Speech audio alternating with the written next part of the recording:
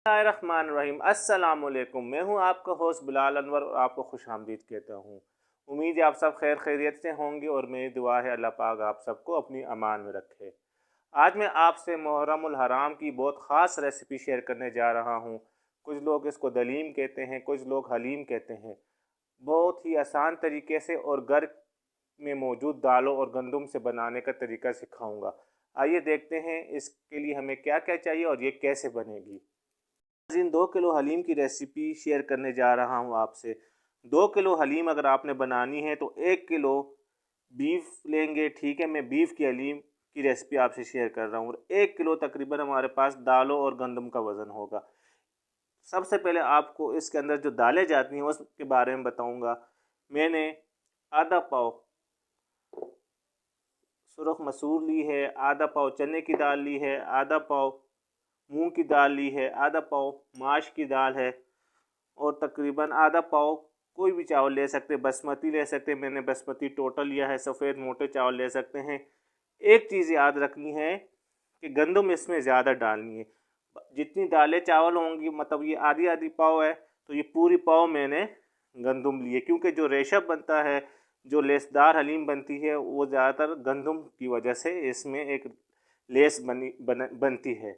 तो आप जब भी हलीम बनाएं, अगर आपने प्यालों के हिसाब से लेने हैं तो जितना एक एक प्याली अगर आपने ये सारी दालें चावल लिए तो 2 प्याले गंदम ऐड करेंगे। ठीक है, अब इन सारी चीज़ों को अच्छी तरह वॉश करके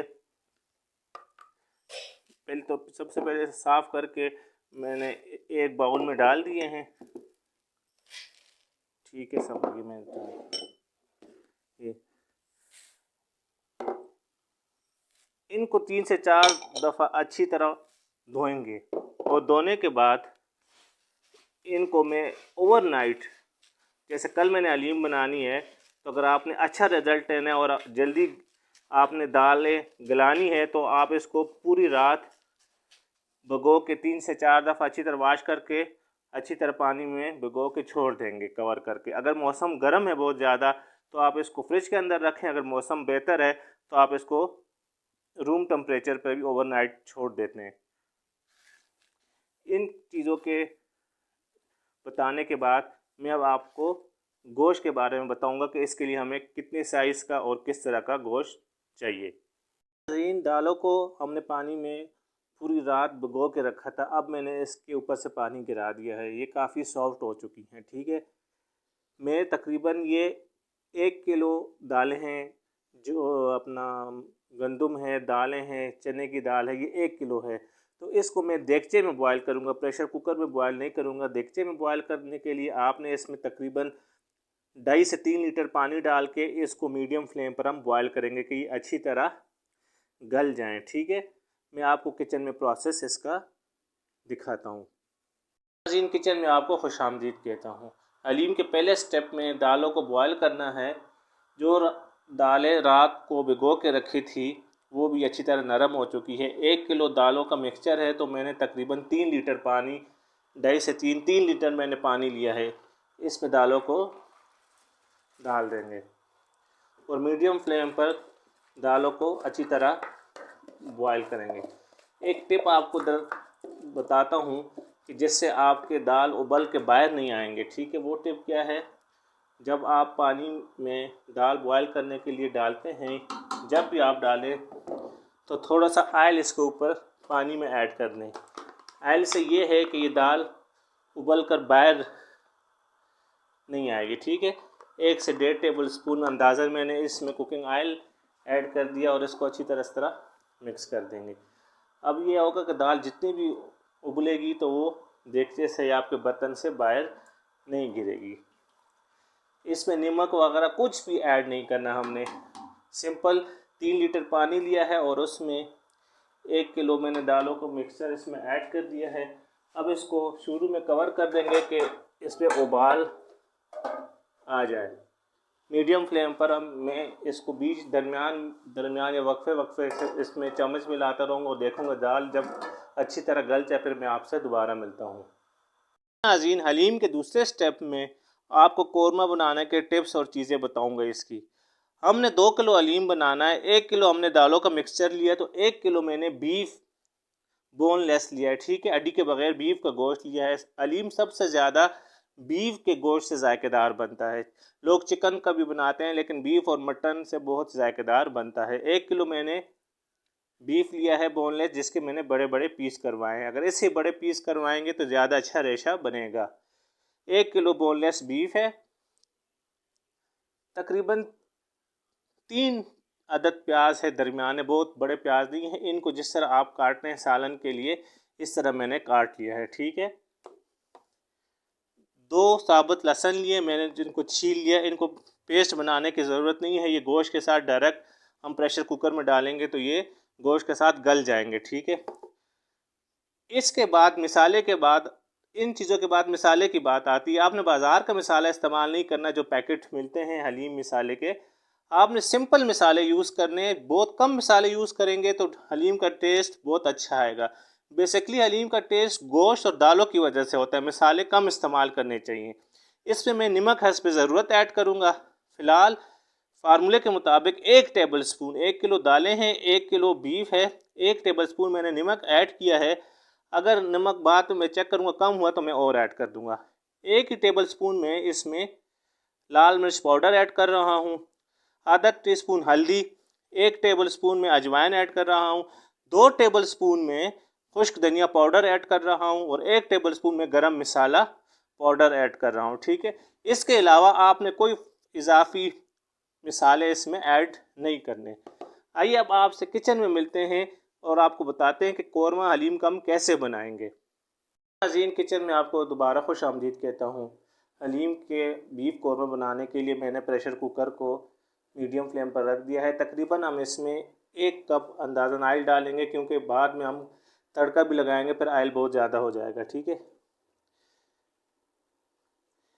ये तकरीबन 1 कप मैंने कुकिंग ऑयल डाल दिया है। आप देसी घी भी इस्तेमाल कर सकते हैं, सिंपल घी भी इस्तेमाल कर सकते हैं। मैंने रिफ़ाइन ऑयल लिया है 1 कप। अब इसमें मैं प्याज ऐड कर दूँगा।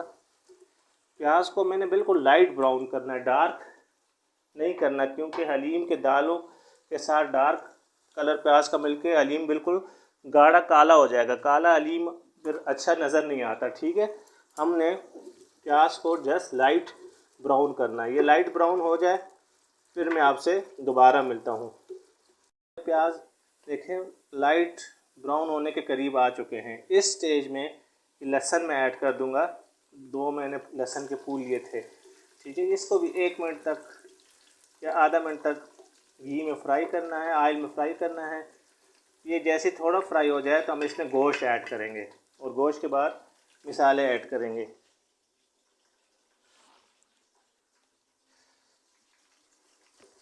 देखें जो प्याज का कलर मुझे चाहिए था वो आ चुका है। मैंने बहुत डार्क नहीं करना, लाइट ब्राउन जैसे ही होना शुरू हो जाए आपने लहसुन डाल के थोड़ा सा लहसुन को भून के अब इस स्टेज में 1 किलो बोनलेस बीफ इसमें ऐड कर देंगे। अब हम बीफ को ऑयल में तब तक भूनेंगे, तब तक पकाएंगे जब तक बीफ का रंग चेंज हो जाए। जब बीफ का कलर चेंज हो जाएगा फिर हम इसमें अपने मिसाले ऐड कर देंगे और 1 से 1.5 लीटर पानी डाल के इसको हम 40 से 50 मिनट तक प्रेशर देंगे कि गोश्त अच्छी तरह गल जाए। गोश्त का कलर चेंज हो जाए फिर मैं आपसे दोबारा मिलता हूँ। 1 से 1.5 मिनट मैंने इसको हाई फ्लेम पर भूना है तो गोश्त का कलर चेंज हो गया है। अब इस स्टेज में मिसाले सारे ऐड कर देंगे। मसालों के साथ 3 से 4 मिनट अच्छी तरह गोश्त को भून लेंगे। जब गोश्त बिल्कुल ऑयल छोड़ देगा तब हम इसमें 1.5 लीटर पानी डाल के इसको प्रेशर देंगे। ये मसालों के साथ भून लो फिर मैं आपसे मिलता हूँ। नाज़रीन 3 मिनट मैंने मसालों और ऑयल के साथ गोश्त की भुनाई की है। गोश्त ने मसाले भी अच्छी तरह अब्ज़ॉर्ब कर लिए और ऑयल छोड़ दिया है। अब इस स्टेज में मैं तकरीबन 1 किलो गोश्त से तकरीबन 1.5 लीटर पानी डाल के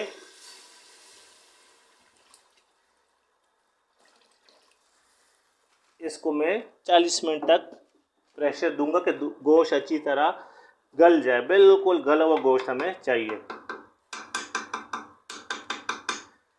ठीक है। अब मैं इसका ढक्कन बंद करके इसका और इसको 40 मिनट का प्रेशर दूंगा। 40 मिनट के प्रेशर से के बाद मैं आपसे मिलूँगा। इसकी दालों को मैंने लो फ्लेम पर, शुरू में 15-20 मिनट मीडियम फ्लेम था, फिर मैंने लो फ्लेम पर तकरीबन 1.5 घंटा बॉयल किया है। दालें, गंदम, चावल सब कुछ अच्छी तरह गल चुका है। ठीक है, अब हमने इसका पेस्ट बनाना है। 3 तरीके हैं जिससे इसको आप पेस्ट बना सकते हैं। अगर आपके पास टाइम की कमी है तो आप जूसर, जिसमें हम मिल्क शेक बनाते हैं, इसमें ठंडा करके थोड़ा थोड़ा करके इसका सही पेस्ट बना लेंगे। ठीक है, एक तो ये जूसर की मदद से आप इसका अच्छी तरह पेस्ट बना सकते हैं। दूसरा जो पुराना सिस्टम था, गोटेंगे हलीम को, इस तरह गोटा हो या जिससे चटनी करते हैं, इस तरह आपने, लेकिन इससे तकरीबन 30 से 40 मिनट आपके लगेंगे गोटने में। ठीक है, एक तरीका तो ये है। ठीक है, इससे आप अच्छी तरह गोट लेंगे।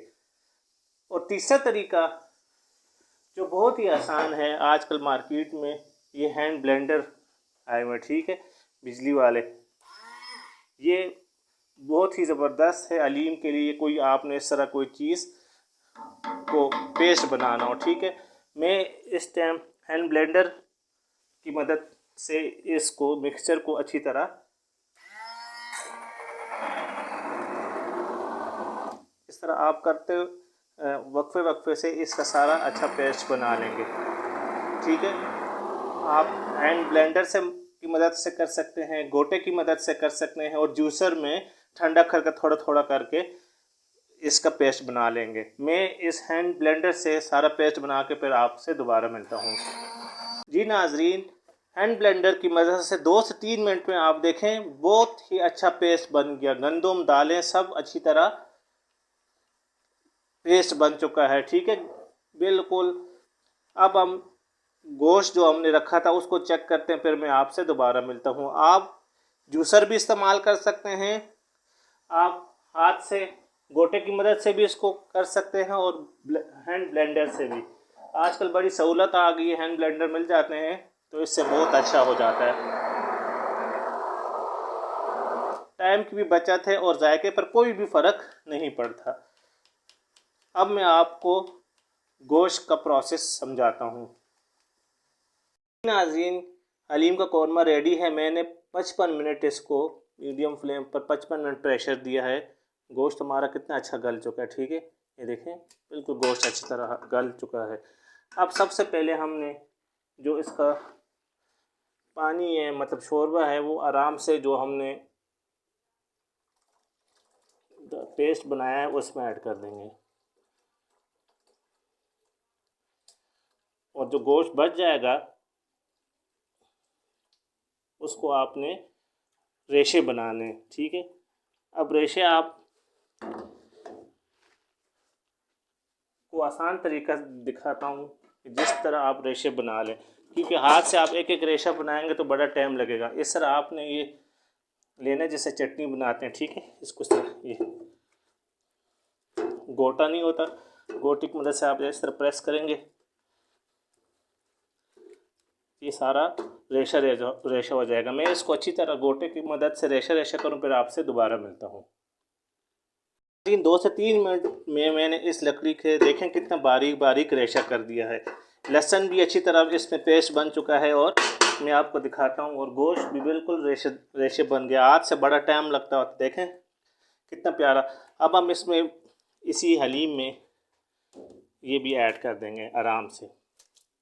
पीछे जो बचे पाँव पर तो आप ये अच्छी तरह ऐड करके फिर आप दोबारा इसके नीचे आग लो फ्लेम पर आपने 20 से 25 मिनट इसको मज़ीद पकाना है कि ये गाढ़ा हो जाए। मज़ीद हम इस पर पानी थोड़ा ऐड करेंगे इसमें रेशा लाने के लिए, और गोश्त और दालों को यकजान करने के लिए हम इसको मिक्स करेंगे। मैं आपसे दोबारा मिलता हूँ। नाज़रीन, दालों के मिक्सचर में गोश्त का शोरबा यानी कौरमे का शोरबा, आयल और गोश्त को मैंने अच्छी तरह कूट के इसमें ऐड कर दिया है। अब मैंने लो फ्लेम इसके नीचे ऑन करके इसको मैं अच्छी तरह मिक्स करूँगा। 5 से 6 मिनट आप अच्छी तरह मिक्स करेंगे तो ये दालें गोश्त बहुत अच्छी तरह यकजान हो जाएंगे।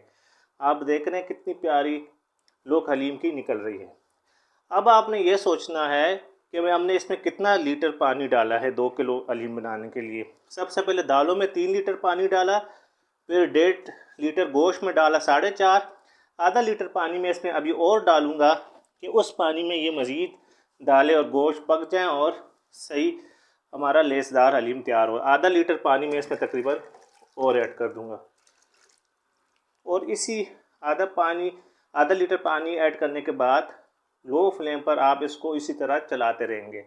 तकरीबन 15 से 20 मिनट हम इसको इस तरह पकाएंगे तो ये तैयार हो जाएगा। 8 से 10 मिनट बाद में आपसे दोबारा मिलता हूँ। इसको इसी तरह हिलाते रहूँगा मैं। जी 10 मिनट हो गए हलीम को मीडियम फ्लेम पर पकते हुए। ठीक है, आपने फ्लेम को बहुत लो भी नहीं रखना, बहुत हाई भी नहीं रखना, मीडियम फ्लेम पर 10 मिनट हो गए और इसको वक्फे वक्त के साथ इस तरह हिलाते रहें कि ये नीचे लगे ना। ठीक है, इस स्टेज में आप इसमें नमक चेक कर सकते हैं। नमक मैंने चेक किया वो कम है, थोड़ा नमक मैं और ऐड करूँगा क्योंकि दाल नमक ज़्यादा एब्जॉर्ब कर लेते हैं। इस स्टेज पे अगर देखें आपके हलीम का कलर ज़्यादा येलो नहीं है दालों की वजह से, किसी दालों से बहुत ज़्यादा येलो हो जाता है, इसलिए मैंने हल्दी शुरू में कम इस्तेमाल की थी। अब इस स्टेज में हलीम को रंग देने के लिए थोड़ी सी हल्दी भी आप आधी टीस्पून में और ऐड कर देता हूँ हल्दी भी, इससे कलर हलीम का प्यारा निकल आएगा। और नमक मैंने चेक किया, नमक भी कम है तो मैं इस स्टेज में 1 टीस्पून में नमक भी ऐड कर देता हूँ। ज़्यादा नहीं ऐड करूँगा क्योंकि 10-15 मिनट और पकाएंगे तो हलीम और खुश्क होगी तो नमक पर ज़्यादा ना हो जाए। ठीक है, अभी आहिस्ता आहिस्ता गाढ़ी हो रही है। तकरीबन 10 मिनट इसको पकते हुए हो गए, देखें आहिस्ता आहिस्ता गाढ़ी हो जाएगी। कम से कम इसको लो फ्लेम पर 30 मिनट पकाएंगे। 10 मिनट हो चुके हैं, 20 मिनट और पकाऊंगा। 20 मिनट के बाद इसकी लुक दिखाऊंगा आपको और फिर लास्ट में हम प्याज का तड़का लगाएंगे इसको। ठीक है, प्याज को ऑयल में सुर्ख करके इसके ऊपर डाल देंगे। अब मैं आपसे 20 मिनट बाद ही मिलूँगा। ठीक है, एक बात आपने और समझ लेनी है कि टोटल इसमें मैंने 5 लीटर पानी यूज़ किया है। 2 किलो 1 किलो दालें थी, 1 किलो गोश्त, तो टोटल 5 लीटर पानी यूज़ हुआ है।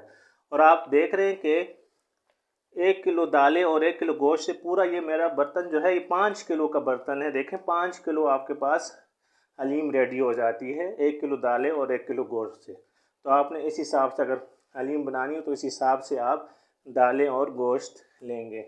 मेरे 1 किलो दालें थी और 1 किलो गोश्त था तो ये तकरीबन 5 किलो हलीम मेरी तैयार हो गई है। अब मैं आपसे 20 मिनट बाद ही मिलूँगा। हलीम का लास्ट स्टेप हमने तड़का बनाना है। हम तकरीबन आधा कप ऑयल ले लेंगे। ठीक है, इस पे हम प्याज को लाइट ब्राउन करेंगे, बहुत ज़्यादा काले नहीं करने।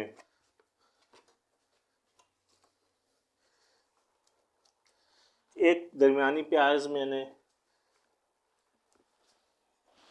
ऑयल में डाल दी और ये हम इंशाल्लाह जिस टाइम ये लाइट ब्राउन हो जाएंगे फिर हम इसको हलीम के ऊपर तड़का देंगे। ठीक है, ये लाइट ब्राउन हो जाए फिर मैं आपसे मिलता हूँ।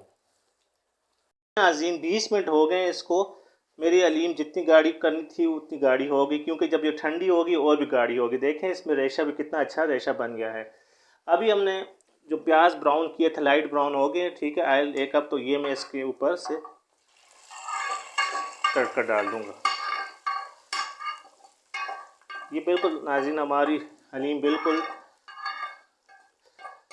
रेडी है अब। ठीक है, बस इसको मैं मिक्स कर दूँगा और 2 से 3 मिनट इसको कवर करके इस तरह छोड़ देंगे। आप देखें कितना ही प्यारी हलीम, और बहुत सिर्फ लेंथी प्रोसेस है लेकिन 5 किलो हलीम आपकी रेडी हो जाती है। ठीक है, प्रोसेस ज़रा लंबा है लेकिन आसान है।